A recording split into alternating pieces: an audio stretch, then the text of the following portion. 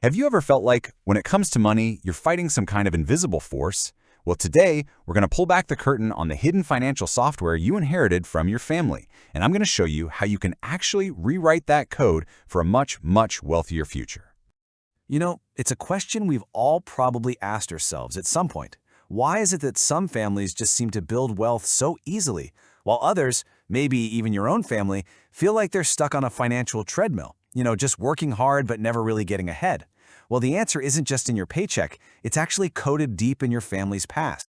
And that brings us to this core idea, what I call ancestral algorithms. Think of it like invisible software, a financial blueprint that's running in the background of your life. It's this whole collection of unconscious habits and beliefs about money passed down through the generations, and it is secretly guiding every single choice you make, from buying your morning coffee to planning for retirement. All right, so let's unpack this invisible financial code. If you've ever had a reaction to money that felt, way more emotional than logical, you are not imagining things. See, you're not just reacting to what's in your bank account today. You're channeling decades, maybe even a century of your family's financial programming. And I want to be super clear about this. These aren't just cute family stories or some outdated habits. This is active code. It's a program that's running right now, in this moment, influencing whether you save, or you spend, or you invest, or you just avoid risk altogether. It's the why behind some of your most powerful financial urges. So how does this code even get passed down?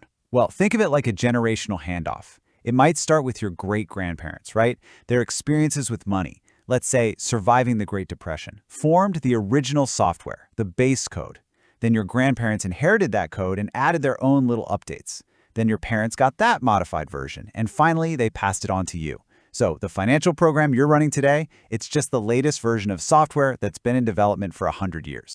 Now, one of the most common, and honestly one of the most damaging programs we can inherit is what we call the Scarcity Script. This is code that was written from a place of survival, not from a place of growth. And its roots, they're often found in the major historical events that totally shaped our ancestors' worlds. Just think about where this kind of code comes from. The deep, deep fear of loss that was burned into the generation that lived through the Great Depression, or that make-do-and-mend mentality that was forged during wartime rationing. Even the anxiety about not having enough that really defined the economic stagnation of the 70s. These weren't just headlines in a newspaper, these were real, lived experiences that hammered a belief system about money into our family lines, and they created echoes that are still bouncing around in our own financial decisions today. So how does this old script show up in your life right now? Ask yourself, does any of this sound familiar?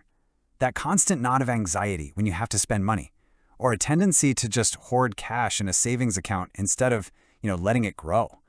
What about that nagging feeling that no matter how much you make, it's just never ever enough? These are the modern-day glitches caused by that outdated scarcity code. But hey, it's not all doom and gloom and scarcity. Some families pass down a totally different algorithm, what we can call the generational wealth playbook. So let's flip the script and deconstruct the code they were running, and see what powerful lessons we can pull from their legacy. The biggest difference here really comes down to the fundamental mindset. The scarcity script, it's all programmed for survival. It tells you to avoid risk, only think about the short term, and let your emotions drive your decisions. But the wealth playbook, it's programmed for growth. It encourages you to take strategic risks, to maintain a long-term vision, and to make decisions based on discipline and logic. It's a completely different operating system. And this is where it gets really powerful.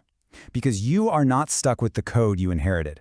You, right now, have the ability to debug that old programming and write an entirely new script for your financial life. So let's get into the actual actionable steps to make that happen. Okay, we can break this reprogramming down into 4 clear steps. First up, you have to identify your script. Become a detective of your own financial history. What were the money stories you heard growing up? What are your gut reactions to money? Second, you have to debug the code. Question everything. Does that old family rule about never trust the stock market still make sense in a world of index funds? Is it still useful?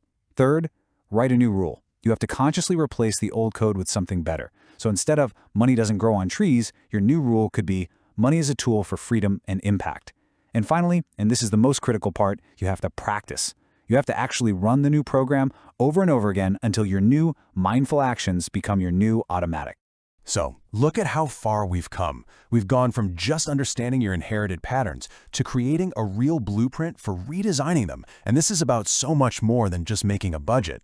This is about consciously, deliberately building your financial destiny, a brand new legacy that starts with you. And the impact of doing this work, man, it goes so far beyond your own bank account. When you identify your script and you consciously decide to write a new one, you're not just doing it for yourself. You become the ancestor who breaks the chain. You are literally creating a healthier, more empowering financial algorithm to pass on to your kids and their kids after them. So I'm going to leave you with this one really powerful question to think about. Now that you know that you are the programmer and not just the program, what financial algorithm will you write for the next generation?